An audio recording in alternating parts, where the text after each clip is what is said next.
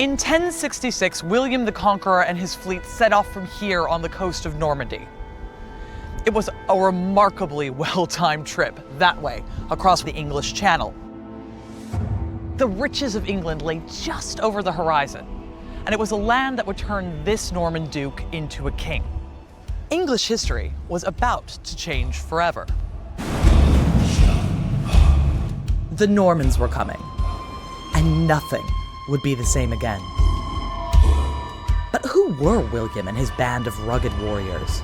Who were the Normans, and what made them so good at conquering? How did heathen Viking raiders, Northmen, turn into Christian Norman rulers and adventurers, spreading across the globe? Soon, there was not a part of medieval Europe or even the Middle East that didn't feel the impact of their presence. In this series, I'm exploring how these Northmen made roots in Normandy and established a new type of society, and following the roots of conquest to find out what made the Normans uniquely successful 1,000 years ago. We are here in Normandy to meet these all-conquering men and women of the North.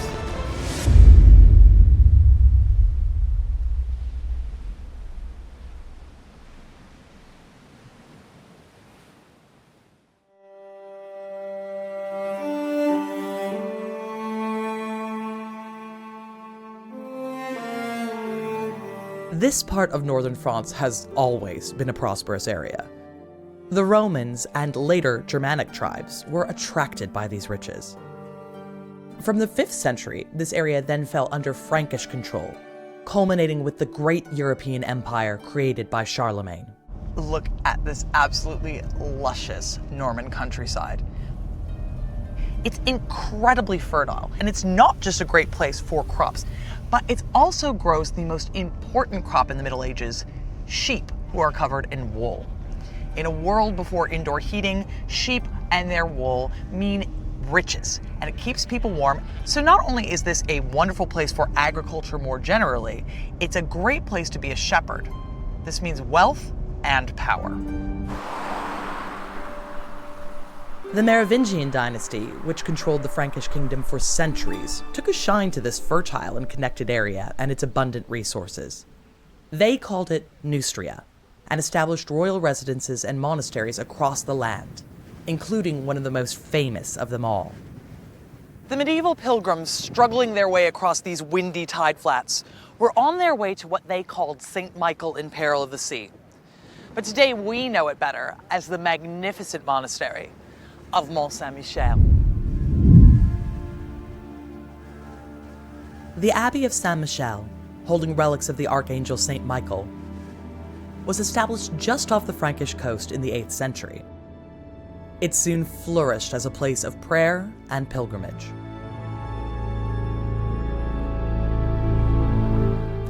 But this area had a problem. The same things that meant it was able to support religious life, well-connectedness, and wealth, meant it was also susceptible to attacks from the sea. Sea-borne raiders from across northern Europe had plundered the region since Roman times. But in the late 8th century, it was about to get a whole lot worse. Now there was a new threat from Scandinavia, the people we call the Vikings. Through the 8th century, they increasingly came into contact with northern European kingdoms, trading and raiding. With their formidable longboats and surprise attacks by sea and river, the Vikings sailed far and wide in search of wealth and power. But the place where the Viking story had some of its most dramatic beginnings was northern France. The rich land, cities, and great rivers were a magnet for the Vikings. So we are here in Rouen on the banks of the Seine. And from 790 onwards, this was essentially a highway for Vikings. Now, before this, the Vikings had already been raiding up and down the coast of the North Sea. But by 790, they set their sights on the Seine because this is an incredibly fertile and wealthy part of the world. So from 790, the locals essentially have to put up with summer being the Viking season. And yes, you've got a great farm, but at any moment, a band of warriors might come burn it down and enslave you. It's testament to the fact that this is an incredibly rich place to live, and it's worth putting up with this kind of terror. From 841, the Viking raids intensified in Normandy. The town of Rouen was plundered and burned. The Vikings encroached further and further down the Seine, and in 845 they reached Paris. At the siege, Ragnar Lodbrok, the Viking hero, led the Northmen to plunder and occupy the city, withdrawing only after the Frankish king Charles the Bald paid a ransom, the first Danegeld tribute collected from the Franks. By the mid-9th century, Viking incursions are just a facet of life in the Lower Seine Valley. If you live here, you know that in the summer they're going to come. But by 851, something changes. Instead of returning to Scandinavia in the winter, the Vikings decide they're going to overwinter here. Suddenly, Vikings aren't something that you put up with in the summer. They're here to stay. And it didn't help that the Franks were at war with themselves. Charles the Bald took the reins in the westernmost Frankish kingdom, but had to fight his own aristocrats as well as the Vikings. Northern France was there for the taking.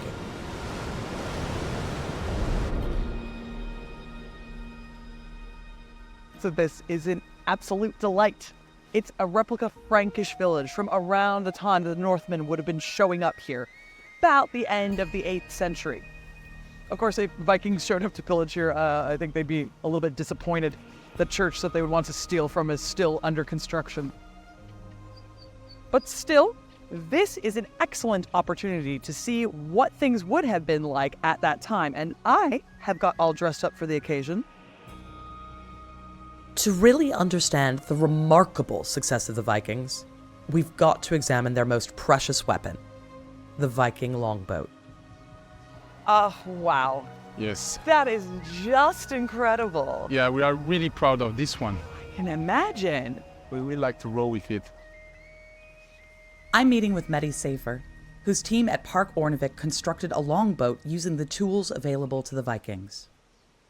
So I think it's fair to say that the Viking longboat is really the most impressive piece of tech about these people. So how do you make an incredible ship like this? First of all, I think the boat should be made with the keel, which is like a spine for the boat. After that, we will start to make stems. All the strength of those boats, it's what we call clinker built. It means that the first planks will be set on the keel and overlap each planks, which allow us to have a strength boat, and then it will be also very light. So it's the best way to make a Viking ship. After this, we also have a mast, which allow the Vikings to also make sail, which allows them to go very far, like America, or even further on the east until the Volga River. So how difficult is it to make something like this? Could any Viking do it, or is this a very special skill? No, it's very special skill. First of all, they will use oak trunks to make almost all parts of the hull. They will take the trunk and then they will just cleave the wood in some pieces, almost until 16 pieces. And from this, they will start to work only with very basic tools such as axes or broad axes. So everything will be handmade. So look at this plank here. And as you see, I could basically hold it with 2 of my fingers. Wow. So those planks were very, very light. But also, if you can take apart, you will see how flexible it is. That allows the boat to go along the waves. Thank you. Oh, that's so cool. Sorry, I'm just freaking out. Welcome on Longvin then. You have no idea how much this means to me. This is an absolute dream come true. Yeah, that's incredible to have such a boat. I can't help noticing how small it is. You wouldn't have that many men in it necessarily, right? In this one, we can go up to 12 or 15 men. But we had evidence of boats going up to 35 meters long. And on these ones, you can go up to 70 men. And I think you wouldn't want 70 Vikings coming to your church. How do we take, the different pieces of tech we've seen over there, flexible planks? What are the advantages? First of all, the flexibility allows you to go through the waves, going along it, because it will be flexible. And the other thing, it's light. So when you come to a beach, you can drag it on the beach, or if you want to escape from Franks, you can just grab it and change river. It is a shallow hull boat. So Vikings will go where you don't expect them. These boats, it's really what gives the advantages to those Vikings.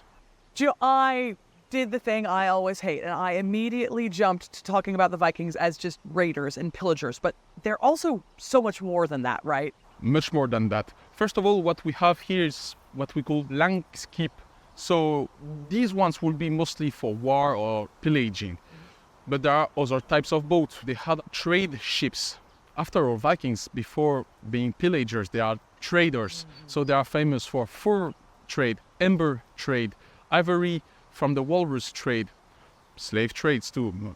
So sometimes they would maybe not even take these boats, but change boats along the way. So it's almost like you do it as a relay. Stop, change boat again. Exactly. So they went also to Baghdad. So they were traders and they would go everywhere. So I guess what we can say about Vikings is just like the planks that make their boats. They are really flexible people. Yes, exactly. The Vikings' maritime superiority gave them the unique advantage of surprise. But the Northmen who came here were also masters at flexibility, at being able to take on characteristics of the culture they found. Moving on from the Frankish village, I'm exploring Park Ornevik's Viking village to see how local culture developed. So you've got a whole Viking village here. Are all of these buildings based on archaeological finds from Normandy? Not really. For example, this one is based on Swedish archaeological finds. In Normandy, we have almost no finds from our Vikings. Why? Well, because mostly they integrated well, they intermarry, they will adopt the local culture. As well, the Frankish culture would be like a soft power back then. It was the old empire of Charlemagne, so when they came here, they stopped to talk Norse. They started to learn the language, the culture. So I suppose that the Frankish life is so good and the Vikings are so flexible, you're just going to have them integrate rather than try to impose a specific culture, yeah? Yes, that's exactly what happened here.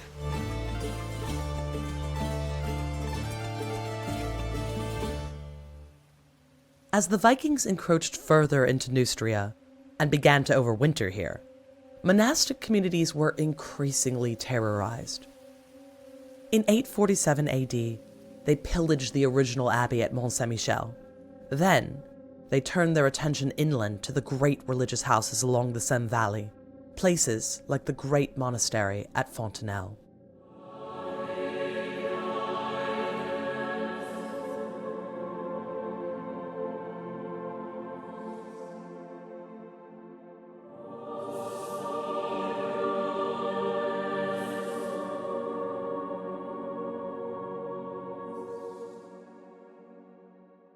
There was a reason that the Vikings were attracted to attacking monasteries specifically, and that's because they held incredible wealth.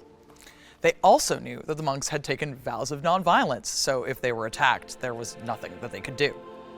Further, because Vikings were pagan, they didn't really care about offending the Christian god by attacking his houses and stealing all his wealth. It was a recipe for disaster. The monks of Fontenelle have left a remarkable record of the events in the 850s. No monastery was safe from the Viking attacks. They laid waste all the monasteries and other places along the banks of the Seine, or else took large payments and left them thoroughly terrified. Viking forces active in the region repeatedly passed within striking distance of Fontenelle on their way up and down the river. The monastic community here at Fontenelle would bear the brunt of several of these Viking attacks. The first occurred in 851 in October, when the Vikings sacked it, stealing all of the treasure and terrorizing the monks. Not content, 89 days later, they returned. Finding that the monks were still gone, having taken all of the treasure they could carry as well as all of their relics, they were enraged. They burnt the monastery to the ground.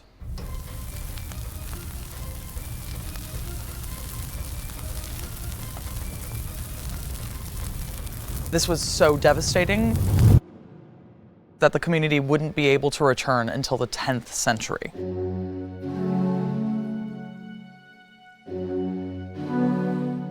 The monks record their sense of terror as the Vikings destroyed their sacred home, even taking the holy relics of their patron saint. Out of fear, and due to the oppression of these execrable heathens, the sacred bones and blessed ashes of the honorable confessor of Christ, Wandrille, having been disinterred from their tombs, were carried away from the monastery of Fontenelle. Fontenelle is one of our best sources for information about what living with Viking raids was like. The annals of Fontenelle record in minute detail actual Viking incursions, which is a pretty big deal. Is the source biased? Well, yes, because it's written by the monks. But you'd be pretty biased if someone was coming and burning your house down too. Viking attacks had created a huge crisis for Carolingian rulers. They justified their rule as representatives of God's authority on earth. So, a bunch of pagan warriors attacking their lands and harassing the clergy threw their authority into doubt. Weakened with internal divisions and with no permanent army, the Franks were forced to find a way to manage the unrelenting incursions of the Vikings. One remarkable Viking leader seized on this fragility. It led to an absolutely extraordinary event, right here in Rouen. In 912, Rouen Cathedral was host to an incredible scene. Rollo, the local Viking leader, was baptized as a Christian. But it wasn't just Rollo.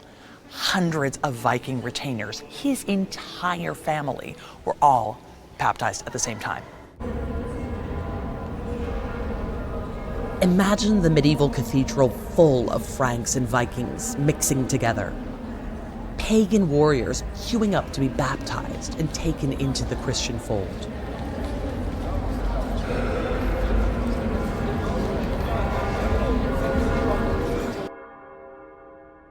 And this is a powerful symbol. It means that they mean to stay and integrate with the local area. They're not going to be fighting with the local French people anymore. As a part of this, Rollo also took a new name. He became Robert. He was named after his godfather, Robert II, who was the Marquis of Neustria. And again, this underscores the fact that they mean to be something entirely new. They're not just a bunch of Norse Vikings anymore. These are local people with a local religion, local names, and possibly new local customs. Rollo, in taking on the name Robert and embracing the Christian church, became the first leader of Normandy. But how did this Viking leader and his band of marauding warriors get to this remarkable scene in Rouen Cathedral? He was already well known in the city, and not in a good way. Rollo's story began 36 years earlier when, as a pagan Viking, he besieged and took Rouen from the Franks. Rollo is arguably one of the most important Normans to ever live, but paradoxically, we don't actually know that much about him until he comes here to Normandy. In the 11th century, people are saying that he was a Danish nobleman whose brother had got in trouble with the king and who fled here. A century later, people are saying that he was actually Norwegian and was a dignified nobleman who came here to conquer what he could. By the 13th century, the Icelandic saga of Snorri Sturluson says that he was Hrolf the Walker, a man so large that he couldn't ride a horse.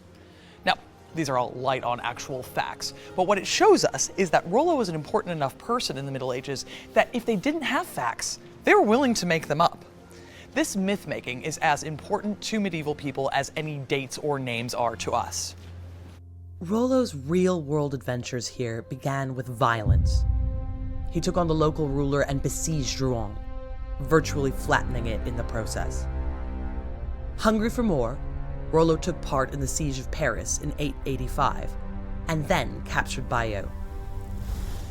Rollo was skilled with the usual Viking tools of violence and chaos, but he also cultivated the local nobility, and even married Papa, the daughter of a French noble. Her exact parentage is uncertain, and may have been invented to legitimize their son, William Longsword. Her rather sweet statue, made much later, still stands in Bayeux. Whatever Papa's real origins, by marrying her, Rollo was entering a powerful network of kinship. This would be the blueprint of Norman power. Conquest through terror and force, but then settlement, intermarriage, and adaptation to local society. Rollo continued to attack further and further down the Seine. He laid siege to Chartres in April 911. Eventually, after months of intense pressure on the city, the king, Charles the Simple, decided to counterattack and sent a coalition relief army to assist the besieged people of Chartres. The king's forces succeeded, and Rollo retreated back to Rouen. Rollo may have lost, but this was a major turning point in his fortunes. It showed that he was firmly entrenched in the heart of the kingdom, and Charles was tired of fighting. Compromise was necessary. Lengthy negotiations between Rollo and King Charles culminated with the famous Treaty of Saint-Clair-sur-Epte. The treaty gave the Normans much more stability, but it also meant that they were now technically vassals of the French king. And that meant they had to do homage. As a part of this, it meant that they were supposed to get on their knees and kiss the French king's feet. Legend has it that Rollo refused to do this, and instead sent one of his own vassals to do it in his stead. A second and more dramatic version of the story insists that Rollo pretended he was going to kneel down and instead toppled the king over backwards off of his chair. Now, these are legends, and there's probably no truth to them, but they exist because they tell us that the Normans were still incredibly proud. Yes, they were vassals of the French king, but they saw themselves as something entirely different, a sort of people that were too powerful to do homage. Rollo had realized that the route to power called for diplomacy, including taking the king's daughter Gisella's hand in marriage. Rollo's second marriage was Christian, setting Gisela apart from his first wife Papa, whose marriage had more Danico status, a Scandinavian custom which allowed for more than one wife.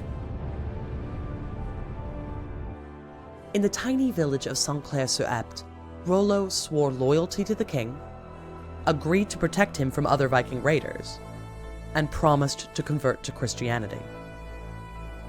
In return, the king offered Rollo all the land between the river Epte and the sea. The province of Normandy was born.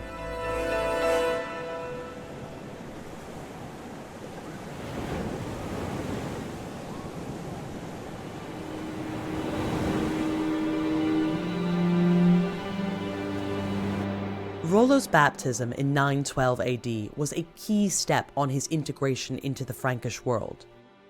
And there's written evidence from just a few years later that backs this up. I'm meeting historian Pierre Bajang.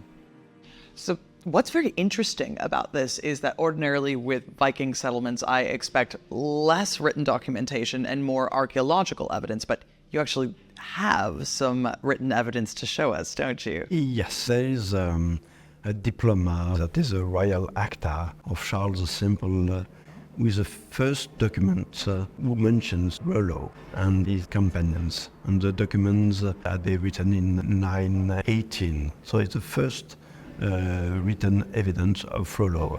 And so what it said, that the Abbey of La Croix-Saint-Lefroy is given to the Abbey of Saint-Germain-des-Prés, but this abbey had been given to the Normans of the Seine, that is Rollo, and his companions for the protection of the kingdom, pro tutela regni.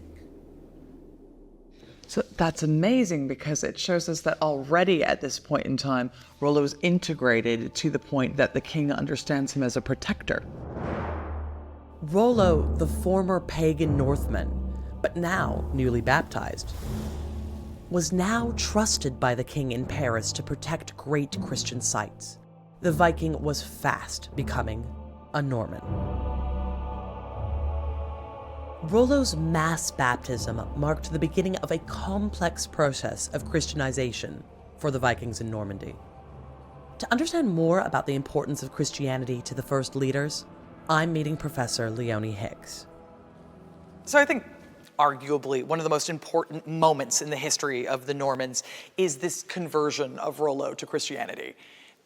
But how much can we know about this really? Is this something that is entirely pragmatic and political, or is this something that is genuinely spiritual? The short answer is we can't be certain that it's something that he's doing out of faith. So one of the ways in which Vikings, Northmen, whatever we want to call them, are made acceptable is to suggest, well, we will, yes, give you some land, but we want something in return, which is for you to convert. So that's, if you like, the diplomatic, political aspect of conversion.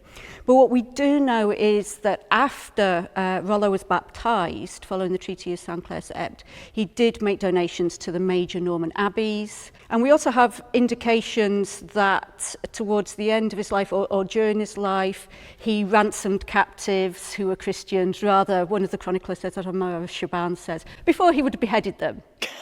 Okay. But now he ransomed them or set them free because that was the right thing to do. But what we can say is that certainly the dukes, or the counts of Rouen, as we should call him in this early stage, did take on the board that being a Christian was something you should at least seen to be and seen to be doing the right things. And I think we need to think of this as a process. So he might be, well, I think this is a good idea, so yes, I'll be baptized, and then gradually faith deepens. So it's very much a process. So the longer these people spend around churchmen and hearing sermons and so on, that the faith sort of deepens.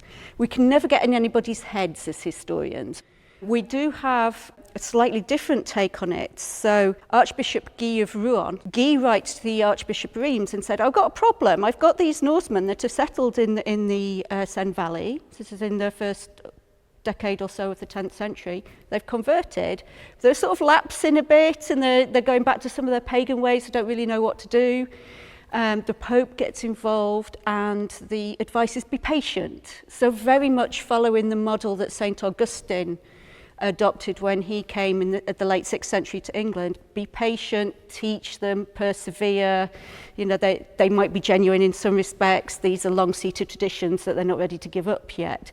So we get these tantalizing glimpses of the process that Rollo and his descendants must have gone through to actually come to some sort of faith that was perceived as genuine by contemporaries.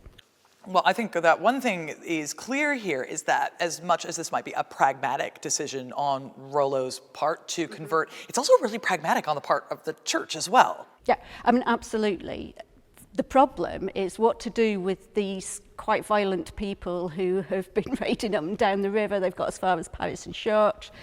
You need to come to some arrangement with them to stop the violence. And so, yes, it is pragmatic on both sides. By becoming Christian, the Normans then become less alien, less other. They become more like the Franks, and they can then start to work within that political and diplomatic sphere that the Franks are used to. It's an accepted way of bringing people into the fold, of coming to a modus vivendi with other groups of people and actually getting along.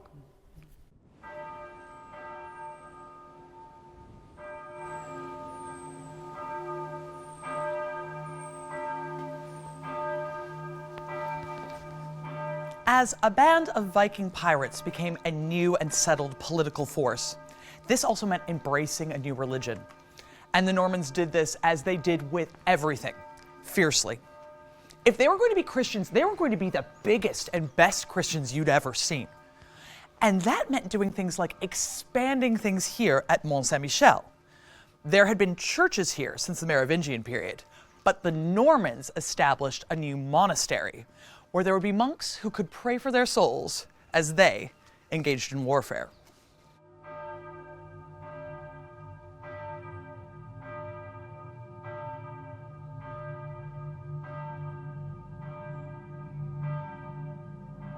But how was there even a church here for the Normans to expand on in the first place? After all, the Vikings had been raiding up and down the coastline here for centuries. Well, locals attributed the protection to the intercession of Saint Michael the Archangel, who this church is named after. Saint Michael was the leader of God's army. He was responsible for defeating Satan in the war between the angels and the rebel demons. This fierce and warlike approach to Christianity would have really appealed to the Normans, who saw themselves not just as Christians, but defenders of Christianity against the Norse pagan Vikings. Rollo was revered for turning the Viking Northmen into Norman Christians. When he died, he was buried in Rouen Cathedral, the site of the pivotal baptism which cemented the place of the duchy in the Christian European world. A later version of his tomb is still here. This is Rollo's tomb. He was buried here in Rouen Cathedral, the same place that he was baptized, which is a really explicit statement about his connection to the place and his conversion to Christianity. But we don't actually know when Rollo died. We know he was certainly dead by 933. This is just kind of a guess based on when he drops out of records. However, by this point, he'd already passed on power to his son, William Longsword. And William integrated really well into the line of succession. His mother was a local. He was born a Christian, so he had nothing to prove. And things passed on really smoothly. And that's really testament to what Rollo was able to achieve. His son was accepted as a ruler, and it's because he'd created something very new, a Norman dynasty.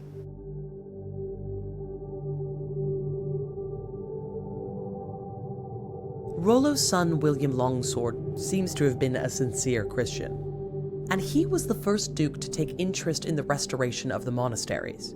He expanded his border westward, and was able to give the canons of Mont-Saint-Michel several estates in Auvergne.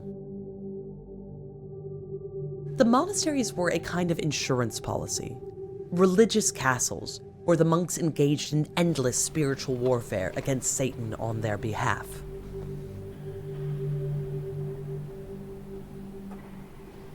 This is the oldest extant part of Mont-Saint-Michel. Built in the early 10th century, and it's a wonderful example of what we call Romanesque architecture, where you get these gorgeous rounded arches. And it's a very French form of architecture, and there's no surprises there. When the Normans became local, they wanted everyone to understand that they knew what a church looked like. They were building Frankish churches because they were a new type of Frankish person. And not only did they build churches, they built the best and most beautiful versions of them. They weren't just some Vikings fresh off the boat from Norway. They knew what it meant to be a Frank.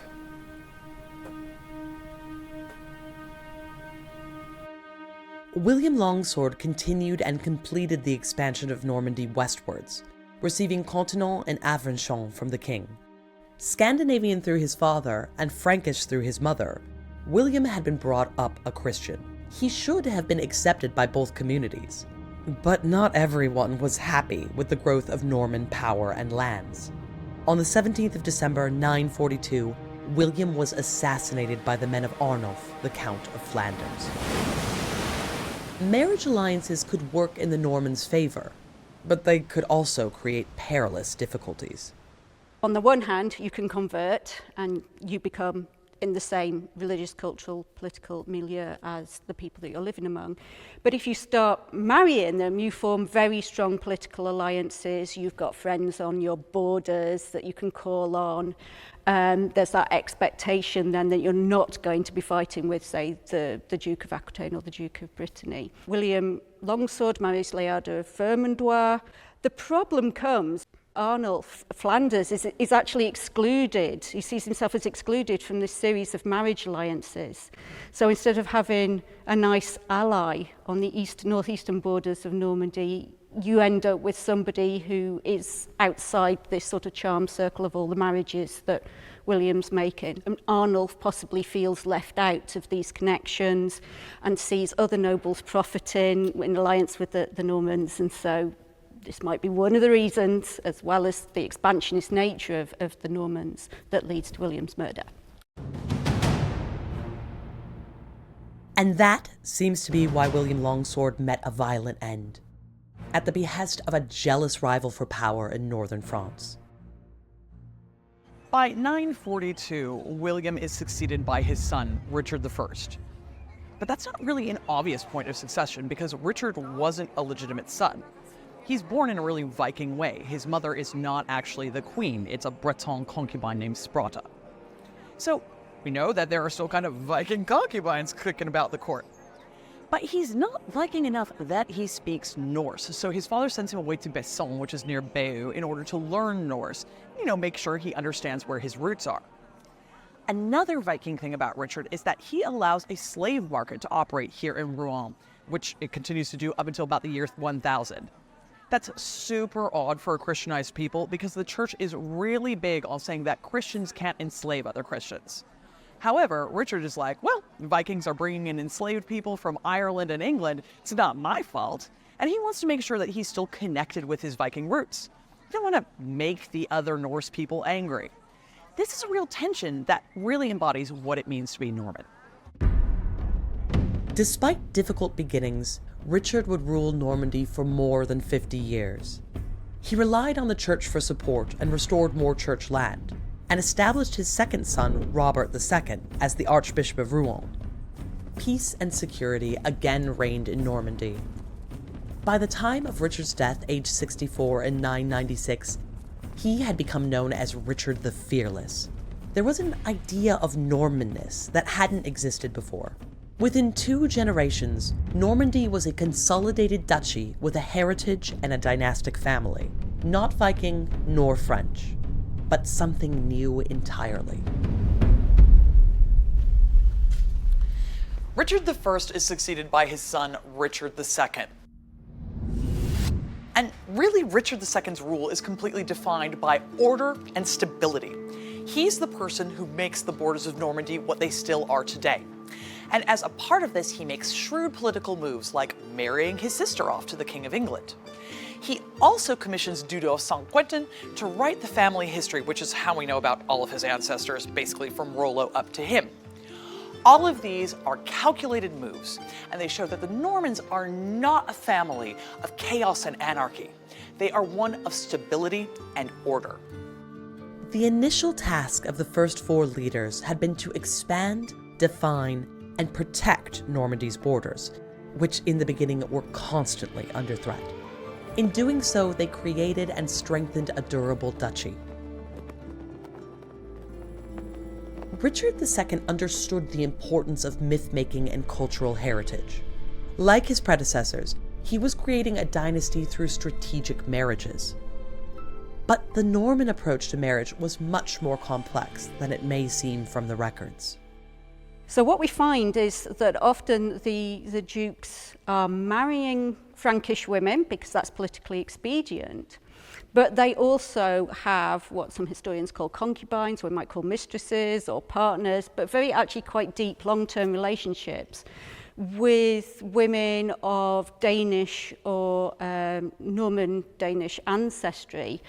For example, Gunnar would be a very good case here. So Gunnar married Richard I, and in the 12th century, Robert of Torigny, updating the Gesta-Normannorum Ducum, tells us about this cloak marriage, whereby Richard and Gunnar marry each other, and the children are surrounded with a cloak. The parents and the children are surrounded with a cloak to make them legitimate. But what is very interesting is the way that Dudo, our main source for early Normandy, what he does is to show us that the children that are succeeding are all from these partnerships rather than the marriages with Frankish women. That we don't have children from these Frankish marriages recorded at all. So either they didn't have any children or they died or Dudo just didn't write about them. But the people inheriting and the ducal line are coming from the partnerships, the concubines, the mistresses, the partners, whatever we want to call them, which is very interesting in terms of perhaps how the Normans are perceiving themselves. So on one level, yes, we're Frankish or we're like the Franks, but actually we have our own identity too. Gunnar was a remarkable Norman woman. She was mistress, then wife to Richard I, and functioned as regent of Normandy during the absence of her spouse. We also have a very actually vitriolic, nasty poem about an Irish poet, Murad, by Warner of Rouen. But at the end of that, we have, as Murad tries to find his wife who's been sold into slavery and his daughter, he appears before Gunnar at court. And we see here an image of a powerful woman who has the ability to manumit slaves and to exercise some kind of power and influence and authority on her own behalf. She's incredibly long-lived, so she was a figure of great continuity, of great wisdom. We see her witnessing charters, so she's a very, very important lady. The Northmen had realized that to make wealth and power permanent, they had to learn to run a state. Their new neighbors showed them how. They mastered French social structures, administration, and legal systems with their customary ferocious energy and ambition. And they began to speak Latin and French, mainly because they needed to play Western European religion and politics. They established castles as bases for control. This is mighty Falaise in central Normandy, where I'm meeting historian Matias Dillies. Oh, wow. What an incredible view. Well, here we are on the stunning walls of Falaise Castle, and can you tell me when this incredible building was founded? Well, the whole castle was actually founded in around 960 by Normandy's third Duke, Richard the Fearless. And we have here in Falaise one of the first stone castles of Normandy. That's a really strong kind of statement about what he means to do in his ambitions for a dynasty, because it's one thing to be a conqueror and come in and burn things down and completely antagonize the church. It's another to situate yourself as a part of the local landscape. That's why they were so smart, because they understood very quickly that if they had just remained this colonizing force in Normandy and crushing the local population, they wouldn't get anywhere. So they had the church on their side, and they try to have the local population on their side. And so if you build a castle, that means you offer protection to the local population. And so this definitely will make you very popular. And in that way, a castle like this is more than just a strategic position, but it's symbolic, yes? Yeah, that's right. You mean to show that, you're actually the ruler of all of Normandy. And the paradox, again, is that the Normans were able to control all of Normandy the way the King of France hadn't been able to before the Vikings were there. The Normans here at Falaise were part of a culture rooted in order and permanence, but they didn't completely lose touch with their Viking past. Any attempts to revolt against the new order were brutally repressed. And, as with any noble family, factional feuds were rife. There is a lot of infighting. So one of the challenges of a duke would be to make sure that he could control quite a rowdy bunch, because they were former Vikings, so they definitely were not choir boys. And eventually you get to this point where there are questions of succession as well, right? You can be a bit more Norman, but the way Vikings come to power could be sometimes fighting your own brother over who is going to be the ruler, yes? And so, now family is going to be very important, the lineage. There's going to be a lot of drama, and sometimes even mysterious deaths will happen, and suddenly a brother will take over. But one of the biggest cold cases, right, this comes to us from 1026 and kind of coalesces here, doesn't it? So we have Robert the Magnificent, who was count of a little area next to Falaise, and there was a bit of a spat between him and his brother, Richard. Robert decided to stay in the castle, and Richard then besieged the castle here. After quite a lengthy siege, eventually Robert surrendered to Richard, and then Richard married the daughter of a king of France. They made him very sort of officially legitimate in Normandy, and then banquet, and he dies right after the banquet. So who knows what happened? I guess we'll never know. Richard III's brief reign from 1026 to 1027 highlighted the tension at the heart of Norman society. Normandy was a fractious place. After Richard III's mysterious death, his brother, Robert I, became Duke. He may have come to the throne through fratricide, and from this context, the most famous Norman of all was born.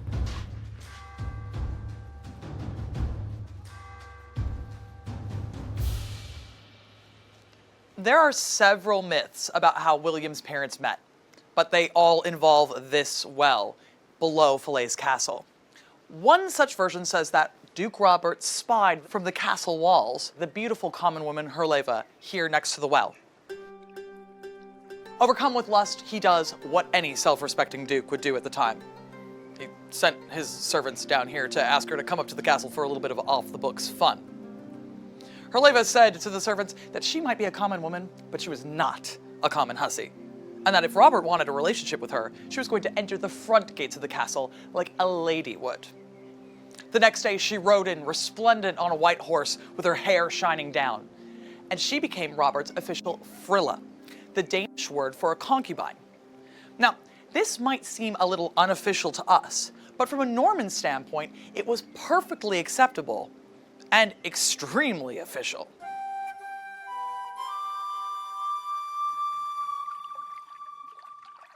When Robert and Herleva met, the course of French and English history changed. The child conceived in this meeting, William, will come to be known as the Bastard. But his origins were understood differently by contemporaries. So now we tend to talk a lot about the fact that William is born out of wedlock. You know, we talk about how he's called William the Bastard. But at the time, that wasn't really that unusual, was it? No, absolutely not. Because most of the Norman aristocracy at the time was born out of wedlock. So, William the Bastard, yeah, so what? We are all bastards, essentially. That's what it means. So it wasn't really something that could be held against him. Probably what the Norman aristocracy would hold against him was that his mother was not from the aristocracy. She was probably accepted by most people at the time. The church probably frowned upon that, but the church was very flexible at the time. Matthias reflects on the speed of the Viking transition into a Norman identity. But we can imagine that after that generation, Norman dukes would no longer speak really Scandinavian, and that's when there's going to be really like a huge rift between Normans and Vikings. We can really fairly suppose that there was a bit of contempt between Normans and Vikings, Scandinavians. The Scandinavians would actually see the Normans as former adventurers who had settled and then were farming the land, so not romantic at all. And then the Normans would actually see the Vikings as those pirates, pillagers, pagans, not worthy of respect at all. So there was really this sort of clear separation now between Norman identity and Scandinavian identity. So on the one hand, you've gone soft, and on the other, well, you're a Viking. Yeah, exactly. But the smart thing is that those new Normans would actually still incorporate parts of their own culture and combine it with Frankish culture. And that's how Norman culture was invented, and that's why it was so powerful. Down the generations, the Normans will end up dominating almost all of the Kingdom of France, so that's how they were successful. And of course, as they were Vikings, they would settle elsewhere, for instance, in the south of Italy and Sicily as well, and they founded a kingdom there. So if you find Normans everywhere in Europe, it's because they exported their own culture in sometimes the most unlikely of places. So, sometimes the technology that helps you isn't just about boats. It can be a social technology as well. Yeah, exactly. So it's going to massively improve your standards of living, even just the law enforcement and how peaceful your own duchy is going to be. And we have to really remember that 11th century in Europe is a brutal environment. There is only one area that is fairly peaceful, that's Normandy.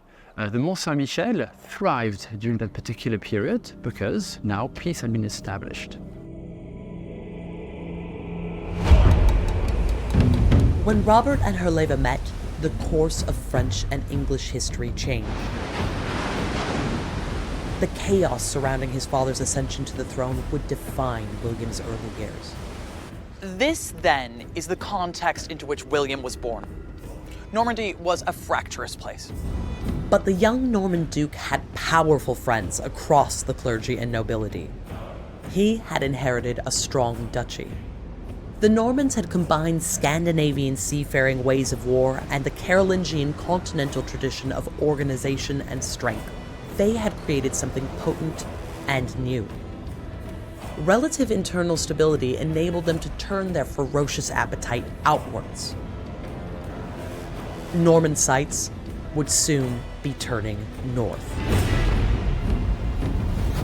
In the next episode, we explore William's precarious childhood and early military experience. By 1066, the Normans were hungry for more land and power.